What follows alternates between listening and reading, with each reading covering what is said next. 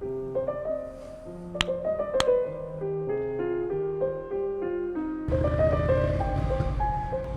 everyone, what is going on? It is your boy, Yammie Noob, back at it once again, hanging out with you here, doing a bit of a different style for our normal list videos. Thought you would enjoy a nice little moto vlog on everyone's favorite Ducati. It's the best Ducati, the Desert Sled. And it's fitting that I'm on a Ducati because today we are talking about the top 7 most expensive hidden costs of motorcycles. Now, a lot of you guys might look at something like the Desert Sled or another Ducati or some expensive motorcycles and say, dang, Yammie, those bikes are pricey, huh?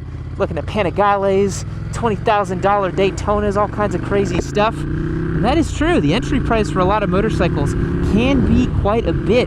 But at the same time, sometimes cheap motorcycles have very expensive things related to them too. So today we are going to be taking a look at 7 of the most expensive hidden costs for motorcycles. Now the first one I want to impart on you today and talk about is valves. So if you guys don't know, valves are the things that in certain engines allow for the mixture of air to come in and exhaust gases to go out. Let's just use the traditional example of 4 valves per cylinder, right, for a 4-valve engine. Good and gravy, right? This particular model actually has 2 valves, but let's just assume that your motorcycle, since it is probably more standard than the Desert Sled here, has the 4-valve setup. So if you think about it, if you are not comfortable doing valves on your own, they are actually one of the most expensive jobs that you can do to a motorcycle in terms of basic maintenance and you know, just kind of general repair for your bike. Valves are something you need to check typically every 15,000 miles on most motorcycles. Some of them have wider service intervals. This bike in particular, as I mentioned, hidden costs, right? It actually has desmodromic valves that need special tools and special service, and it ends up costing a whole lot more than regular valves. So it also happens at 7,500 miles, which my bike is actually due for.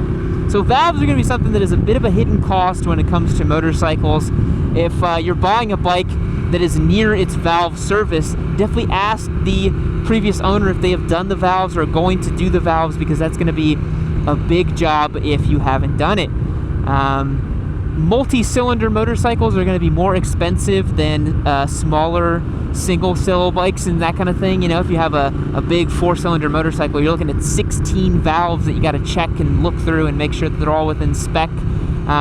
If you have a fully faired motorcycle, that could add to the shop labor as well. If you have a more complicated motorcycle, that could add to it as well. I'm thinking about something like a VFR 800, right? It's got fairings all over it, a V4 configuration. That's probably going to run you like $800 at a shop to do the valves on that bike, just because it's going to take so much time for the technician to actually open that bike up and do the work to it. So definitely keep that in mind. That is my number 1 hidden cost on a motorcycle.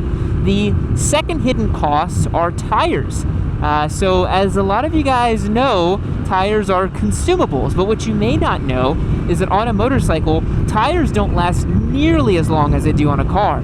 If you buy sport bike specific tires, you're talking about your Q3s, your S22s, or that kind of stuff, you know, those tires, they only last about 4,000 to 5,000 miles in one rear tire, you know, and maybe for the front you can get away with doing 1 front for every 2 rear tires, but tires are definitely going to be something that you're going to be buying a lot of if you ride a sporty motorcycle or if you have a more competition-oriented bike. Knobbies on a dirt bike also, although they aren't that expensive, do tend to go pretty quickly as well.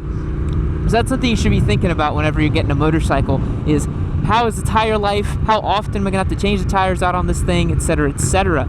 To give you an idea, because I'm very familiar with buying tires because I own a lot of different motorcycles, you know, something like my race bike, like my 675R, I mean, that thing's running through slicks every other race weekend, basically, and so it's like a $450 expense every time I need new tires for that thing. So tires are definitely something that is going to ramp up the cost on your motorcycle as a hidden cost. Number 3 on today's list is insurance. So you might find yourself a nice sporting motorcycle, want to get it for yourself, think that it's going to be a great option, but in fact you may not be able to afford the insurance on said motorcycle, and it may kind of shock you as to how much some insurance packages are for certain motorcycles. In fact, Spite recently got himself a KTM SMC-R, a 690, little supermoto, and he was kind of shocked to learn that it is actually about a third cheaper to run that bike at a yearly cost for full comprehensive coverage on his insurance plan than it was for his VFR 800. And so you might say, how the hell is that possible? The Sumo is a much more aggressive motorcycle, much more extreme kind of bike. Why isn't it more expensive? Well, there's a variety of factors that cause insurances to be more expensive over another, insurance policies to be more expensive than others. And that might be down to the displacement of the motorcycle. It might be down to how many people have crashed the motorcycle. There's all kinds of things that come up whenever you're looking at why one bike might be more expensive than the other to insure. So that initial cost may not, be the only thing when you're looking at insuring your motorcycle. Now, could you go with that liability-only package if you buy yourself a cash motorcycle, all that? Yes, you could, but to be honest, I really wouldn't recommend it for you to go with a liability-only package. It's really, really not a good idea because, things happen and you want to make sure you have the most coverage you can possibly afford. If you can't afford full coverage on your motorcycle, you can't afford your motorcycle, in my opinion. The fourth hidden expense for today are aftermarket parts, but not specifically just the aftermarket parts. I'm talking about whenever you have a higher end motorcycle, just how much more expensive some of those aftermarket parts are. To give you an idea, okay, so we were actually looking this up the other day at the shop. A full exhaust for a Yamaha R1, a Japanese mass-produced motorcycle, full exhaust from Acura is about, I think, $2,400, something like that. Pretty pricey, right? You're like, damn, that's pretty expensive. A full Akrapovic exhaust for the Ducati Panigale V2 is something like $5,000. It's almost twice as expensive as the Yamaha R1's exhaust. And that's due to a lot of reasons. It's probably more difficult for Acura to research and develop the exhaust for those specific bikes because, the fit is so tight on them and it's, kind of bespoke and unique. But it's also due to the fact that they know that people who own Ducatis and Panigales and those kinds of motorcycles have the cash to blow on really nice parts. And so if you look it up, you'll often see that parts on motorcycles from European manufacturers are way more expensive than normal parts would be. If you look at something like a KTM 350 EXC or EXCF, I don't remember, the Dual Sport 350. If you were to run parts on that versus getting parts on a TRZ 400 or a WR250, it's way more expensive to do it on the KTM. Ask me how I know how expensive KTM power parts are as the proud owner of a KTM 250 dirt bike. Ask me how I know. So, depending on the manufacturer of your motorcycle, aftermarket parts could become a lot more expensive. The next item on today's list of things you may not know are actually expensive on motorcycles and sort of hidden costs is gas. A lot of people don't talk about this because bikes tend to not burn much fuel, but if you're running some big bad liter bike as opposed to like a Honda Grom or something, R1 might get 28 miles to the gallon versus a Honda Grom gets 125 miles to the gallon. So your cost for fuel over the long term are going to be a lot higher for something like the Yamaha R1. In fact, most motorcycles, with the notable exceptions, also have to run premium fuel. So you're definitely going to want to budget the fact that you're going to have to get premium fuel every time you fuel up your bike, and it's going to just be a little bit more expensive than it normally would if you were to run some economy car or something. Another hidden cost on motorcycles that you may not know, and this one's a bit of a tricky one because you might not agree with me, but it's going to be for time. So if you're buying a project bike that is going to be $1,000 or whatever, you might think, oh man, I got a hell of a deal on this thing. It's so cheap, blah, blah, blah. But really, it's actually going to be very expensive in terms of time spent repairing and fixing it.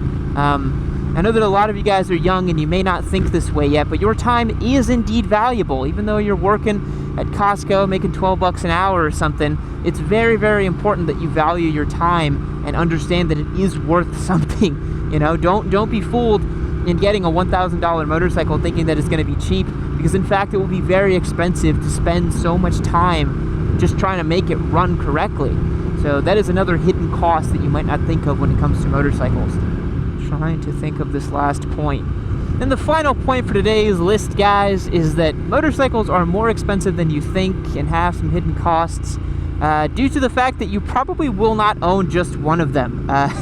There's this funny thing that happens with bikes And you know, you may not think this is an actual real hidden cost, but you will probably not own just one of them. And then all of a sudden, you are floating insurance, tires, gas, and maintenance for 2 or 3 different machines.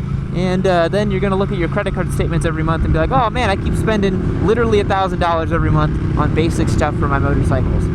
Now, you can get away with buying cheaper bikes and getting simpler motorcycles that are not going to be as expensive to run, but you will probably have at least 1 premium, expensive, fun motorcycle that you like, and then maybe 2 that you don't really care about and are kind of just fun, goofy toys for you. But the more bikes you have, literally there's just like this multiplier effect that happens, that you start spending a lot more on these bikes in general, keeping up the maintenance for them, and etc., etc. Or you could end up being one of those people that you know, you happen to own 6 motorcycles and none of them work quite right. I have definitely seen that before. That is definitely something that happens. But with that, that is going to wrap up today's video. What do you think? Let me know which of these hidden costs you have incurred, and we'll catch you in the next one. See you later.